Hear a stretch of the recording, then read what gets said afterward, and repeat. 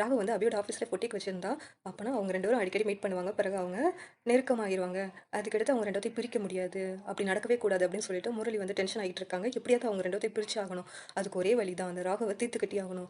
அதுக்கு கொஞ்சம் உடனேயும் கால் பண்ணுறாங்க. ரவுடிக்கு அடியாளை செட் பண்ணுறாங்க. முரளி வந்துட்டு இன்னைக்கு நைட்டு வருவாங்க.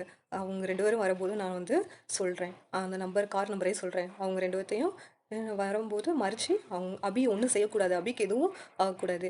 நான் அந்த ராகவ தான் நீங்கள் தீர்த்து கட்டணும் அப்படின்னு சொல்லிட்டு முரளி வந்து இன்ஸ்ட்ரக்ஷன் கொடுக்குறாங்க. இதை கேட்டுட்டு அந்த ரவுடிஸும் சரி நாங்கள் பார்த்துக்குறோம் சார் அப்படின்னு நீங்கள் நம்பர் மட்டும் கார் நம்பர் மட்டும் அனுப்பிவிடுங்க, அவனோட ஃபோட்டோவும் அனுப்பிவிடுங்க, நாங்கள் பார்த்துக்குறோம் அப்படின்னு சொல்லிட்டு அந்த ரவுடி சொல்கிறாங்க.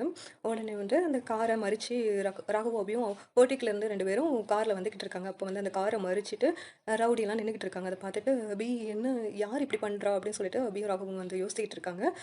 ஒழுங்கா வெளியில் இறங்குங்க, இறங்கல பார்த்துக்கோங்க கொன்றுவோம் அப்படின்னு சொல்லிட்டு மிரட்டுறாங்க. உடனேவும் ராகவும் அபி நீ கார்ல ஏறு அப்படின்னு சொல்லும்போது ராகவும் மட்டும் வெளியில் இறங்குறாங்க. உடனேவும் அபியும் வெளியில் நான் எப்படி உள்ளே உட்காந்துருக்கேன்னு சொல்லிட்டு அபியும் வெளியே இறங்கிறாங்க. உடனேவும் ராகம் வந்து எல்லாத்தையும் அடிக்கிறாங்க. அடிக்கிற நேரத்தில் அபி வந்து இடையில நிற்கிறதுனால அபி எப்படியாவது நம்ம வந்து பிடிச்சிட்டோம்னா அவனை பிடிச்சிடலாம் அப்படின்னு சொல்லிட்டு அபியை வச்சுட்டு ராகவை மிரட்டுறாங்க. அபி கழுத்தில் கத்தியை வச்சுட்டு நீ வந்து விட்டுரு இல்லாட்டி கழுத்தில் கத்தியை வச்சிருக்கேன் கொன்றுவேன் அபி அப்படின்னு சொல்லிட்டு மிரட்டிக்கிட்டு இருக்காங்க அந்த ரவுடியெல்லாம். உடனே ராகவ் என்ன பண்ணன்னு தெரியல. இந்த நேரத்தில் ராகவ் சண்டை போடுறாங்க.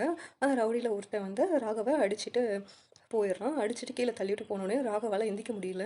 சரி அவன் செத்துட்டான் அப்படின்னு சொல்லிட்டு அந்த ரவுடியெல்லாம் முடிவு பண்ணிட்டு கிளம்பி போயிடுறாங்க. இங்கே அபி ஒரே அழுதுகிட்டே இருக்கிறாங்க.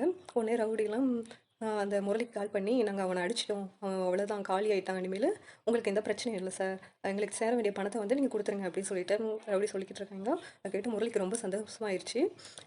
அந்த ராகவ தீர்த்து கட்டிட்டாங்களா அப்போனா வந்து இன்னைக்கு தான் எனக்கு தீபாவளி அப்படின்னு சொல்லிட்டு ரொம்ப சந்தோஷமாக குச்சிட்டு இருக்காங்க.